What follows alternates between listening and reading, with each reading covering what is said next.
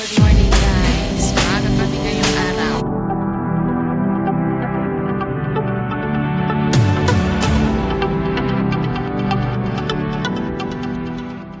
So good morning guys. Maaga kami ngayong araw. Dahil linggo, so maglilinis kami. So meron kaming team na maglilinis dito sa Surat. So every Sunday, may area kaming lilinisan. So ngayon, area namin is Riverside. So eto si Nayan, ready na siya. Nayan, ayan siya oh. So pupunta na kami ngayon. So update ko kayo kung ano yung mga lilinisan din namin. Here. So kahapon guys, kahapon doon is kagabi, right? Last night? Huh? Last night that there's a role play there. So kahapon may role play doon sa may malapit sa may ano namin, temple. So di na kami pupunta kasi super late na. Then pagod na din. Then wala na si Maki. So ngayon maglilinis naman sa Riverside, malapit din sa temple.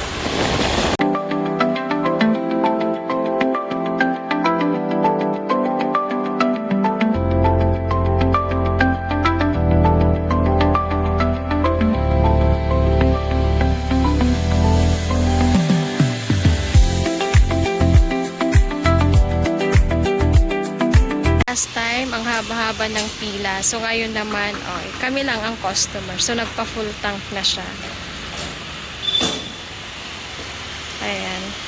So, nagpanic buying lang yung mga tao. So, kami hindi naman kahit papaano. Ito, pinull tank na niya kasi wala namang customer. Dito na kami guys sa lilinisan namin. So, dito kami maglilinis. So, may mga nauna na sa amin. So, andito si Nayan, nagpre-prepare. Salo na yan. So guys, maglilinis muna kami. So ito yung pinaka-head namin. Ayan. Then ito yung mga nakolekta ng mga basura. So may mga darating pa.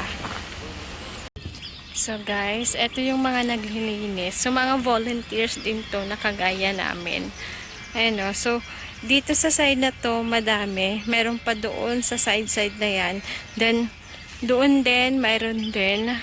So, dito madami kasi. So, doon sa side, sa baba ng river talaga. Super dami ng mga plastic. So, yung mga kinukuha lang namin is mga plastic para i-recycle nila. Then, may magkukolekta mamayang truck. So, yung plastic lang talaga ang kinukuha.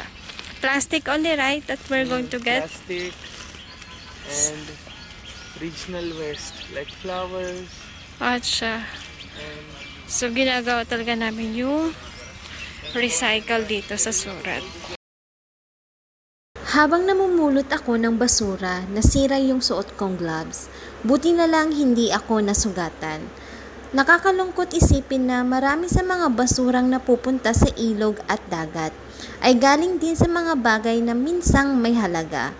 Mga lumang gamit, dekorasyon, pati mga gamit na ginagamit sa pagdarasal at iba pa. Sana mas maging responsable tayo sa paraan ng pagtatapon para maprotektahan natin ang kalikasan.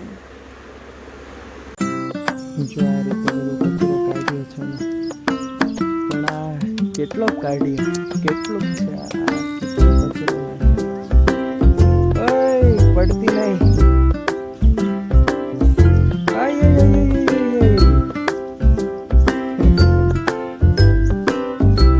Diba? Yung isa na hindi naglilinis sa bahay, naglilinis dito. Ay, na yan. Hindi, naglilinis naman yan sa bahay. So, yung iba dito na sa baba. Tignan nyo naman kung gaano kadami dito, oh. Ayan.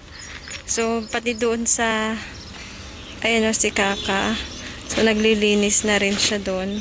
So, lahat ng mga yan is mga naglilinis. Then, dito rin, tignan nyo yung mga kalat dyan. So, ito yung mga lilinisan namin.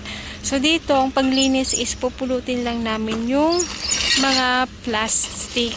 So, yung mga biodegradable, hinahayan na namin siya para mga ayan, para mabulok lang.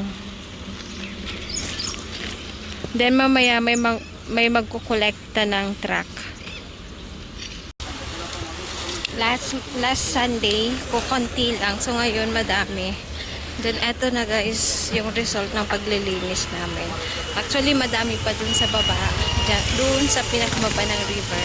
So, pupuntahan natin yun mamaya. Then, dito, eto na yung truck ng government. So, isang tawag lang andito na sila. So, eto na yung iba, yung mga tapos na. Actually, madami pa dun sa baba. Kaso, ang hirap ng linisan dun sa area na yun eh. Kasi, mabato. Tapos, matirik talaga siya. Baka mahulog pa. Pero, lilinisan din natin yan, guys. Dito kami, wait lang! So, andito kami ngayon sa Mandir. So, ito yung meeting place namin. So, ito yung mga kasama namin, guys. So, last time is kokonti lang kami. So, ngayon, nasa mahigit 40 plus na. So, sana dumami pa. Pero, nakaka-disappoint lang kasi kakalinis lang namin last week. So, mayroon na naman doon sa part na lininisan namin.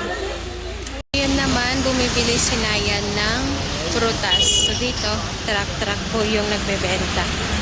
So, bumibili kami ng mga prutas dito sa Metra kasi mas mura siya. Ayun, sinayan lang. So, papauwi na kami, nadaanan namin to. So, nagpabili ako ng paborito ko, yung grapes. Ayun o, green.